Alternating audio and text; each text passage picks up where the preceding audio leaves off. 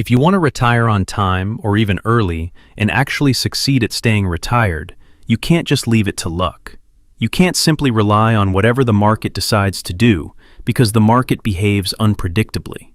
Two retirees, same starting balance, $500,000, same 30-year average return, same 5% withdrawal rate. One finishes retirement with over $2 million still sitting in the bank. The other runs dry before reaching age 80. They did everything else identically. Same investments, same fees, same withdrawal amount.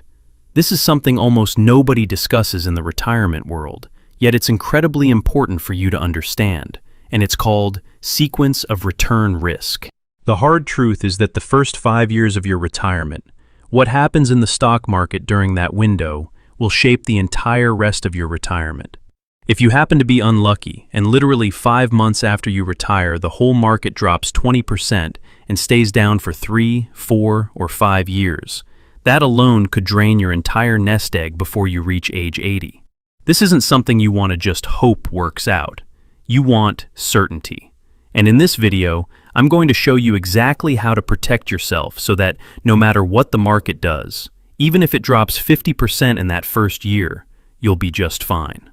I'll walk you through why your first 5 years of retirement determine the next 25, and the 3-move defense I use with my own clients: the glide path, the income floor, and bucket sequencing. And I'll use real historical numbers, what actually happened in the market, to show what would have occurred had someone followed all 3 rules I'm laying out today. Keep in mind that all investing carries risk, so do your own research.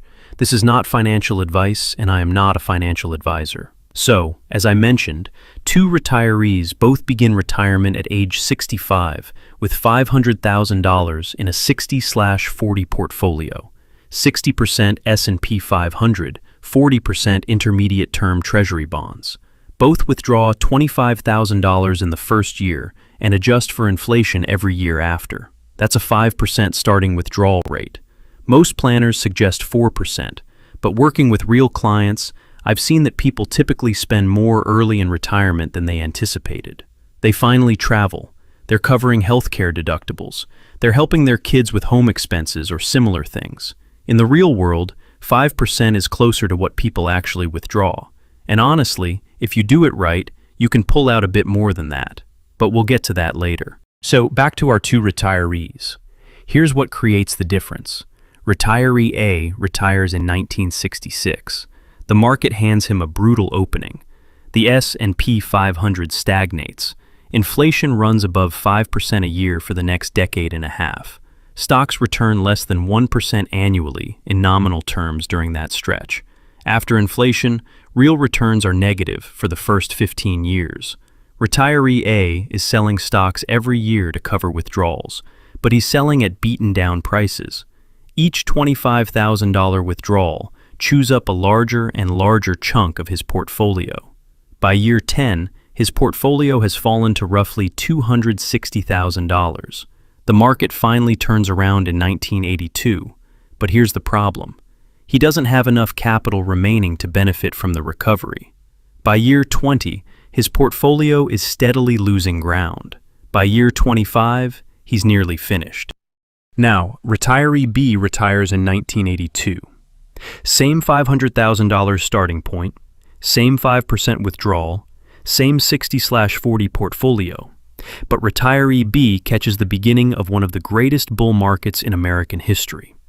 The S&P 500 returns over 15% per year for the first decade.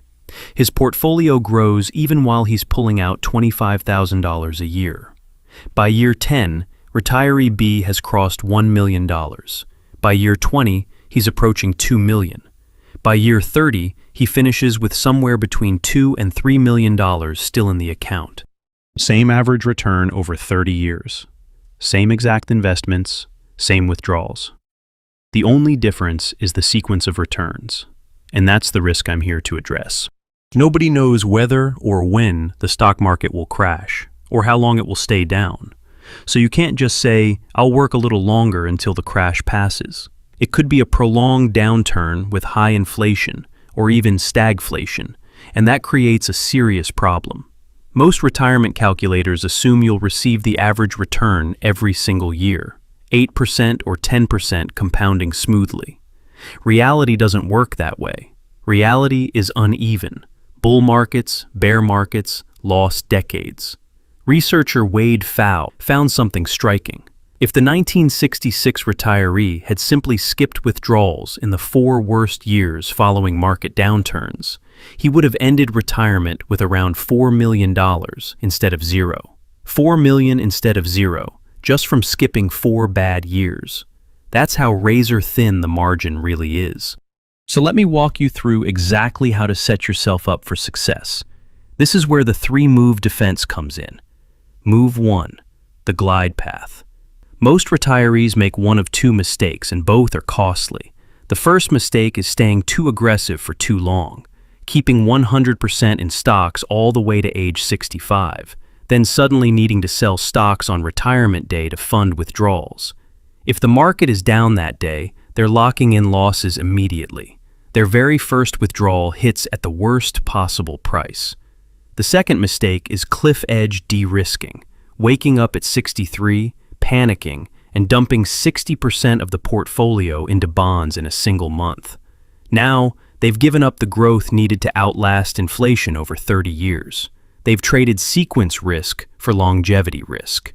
Both outcomes are harmful.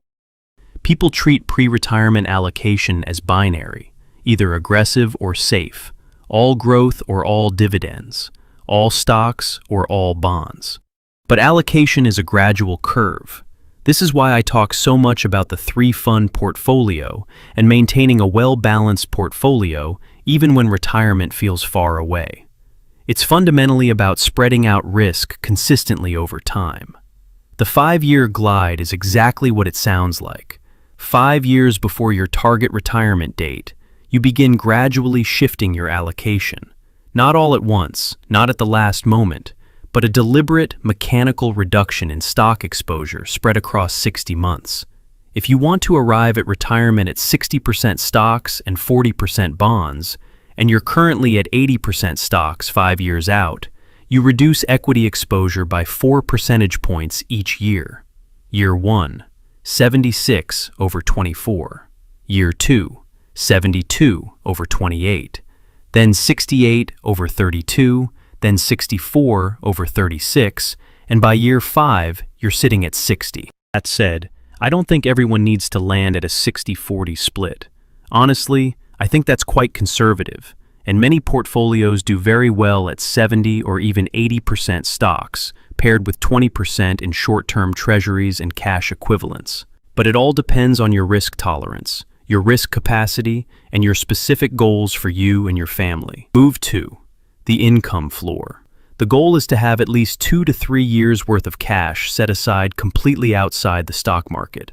This is what would have saved the 1966 retiree if he'd had it in place. At the moment you retire, you set aside a separate pool of money equal to 2 or 3 years of expected withdrawals. Not in stocks, not in long-duration bonds, but in cash, money market funds, and short-duration treasuries like T-bills. Assets that don't lose value when the stock market gets crushed. That pool is your income floor. It gives you the ability to ride out a bad sequence in equities without being forced to sell stocks at a loss. Why 2 to 3 years specifically? Look at the data. The average bear market lasts about 13 months from peak to trough. Recovery back to the previous high typically takes another year or 2. So, roughly 2 to 3 years from market peak to full recovery. If you have that much sitting in stable assets, you can fund your entire lifestyle from the floor while equities bounce back. No liquidating stocks at depressed prices. No permanently destroying your capital base. When the market recovers, you refill the floor from your equity portfolio at higher prices. Sell into strength, buy stability. The complete opposite of what panicked retirees tend to do. The replenishment rule is straightforward. After any year in which the S&P 500 finishes positive and your equity portfolio is at or above its prior year starting balance, you sell enough stocks to bring the income floor back to its original target level. That's it. Mechanical, calendar-driven, no emotion involved. Wade Pfau's research shows something remarkable here. Looking at that same 1966 retiree, if he had simply held enough cash to skip withdrawals in the 4 worst years following market downturns, he would have ended 30 years with roughly $4 million in the bank, instead of running out of money entirely. Move 3. Bucket sequencing. This is about knowing which bucket to draw from and when. It's incredibly powerful, so pay close attention. Most retirees withdraw from their accounts the same way every year, pulling from whatever account is most convenient, or taking the same percentage from every position to stay balanced. That's a mistake. Your retirement portfolio should be divided into 3 distinct buckets, ranked by stability. Bucket 1 is your income floor, cash and short-duration bonds. We just covered this. Bucket 2 is intermediate-term bonds, and more importantly, what I actually position my clients in, income-producing dividend payers like SCHD or VYM, possibly intermediate treasury ladders, assets that generate cash without requiring you to sell principal. Bucket 3 is equity growth, something like VOO, S&P 500, VTI, Total U.S. Stock Market, or QQQM, NASDAQ 100. Broad market index funds, more volatile, but the engine that keeps your portfolio alive over the long run. The rule for draining the right bucket is simple. In a good market year, S&P 500 is positive, and your equity bucket is above its starting balance. You draw from bucket 3. Sell stocks at elevated prices to fund your annual withdrawal, and use those gains to top up bucket 1 back to its floor target. In a neutral market year, S&P 500 roughly flat or slightly negative, you draw from bucket 2. Dividend distributions and bond income fund your withdrawal naturally. No need to sell equities, no need to drain the floor. In a bad market year, S&P 500 significantly down, you draw entirely from bucket 1. Don't touch bucket 2. Don't touch bucket 3. Let the floor do exactly what it was built for. Here's a quick example with $500,000 over 3 years. Year 1, market up 15%. Pull $25,000 from bucket 3. The equity portfolio still finishes the year well ahead, so you refill bucket 1. Year 2, market flat. Pull $25,000 from bucket 2. Dividend income covers about $10,000 naturally. You pull the remaining $15,000 from a short bond ladder. Equities untouched. Year 3, market down 22%. Pull $25,000 entirely from bucket 1. The equity portfolio takes the hit, but you don't lock it in by selling. Wait for recovery, then refill the floor when year 4 turns positive. Oversimplified, yes, but you get the idea. Once you understand this step, you start to see that you're actually in control. No matter what the market does, you can come out ahead as long as you stay disciplined with these rules. Now let's revisit that 1966 retiree, the one who ran out of money by 80. Same $500,000 starting balance, same 5% withdrawal target of $25,000 per year. But this time, he runs the 3-move defense. Move 1. He glided from 100% stocks down to 60/40 in the 5 years before retirement. He doesn't enter 1966 at peak equity exposure. He enters with a partial buffer already in place. Move 2.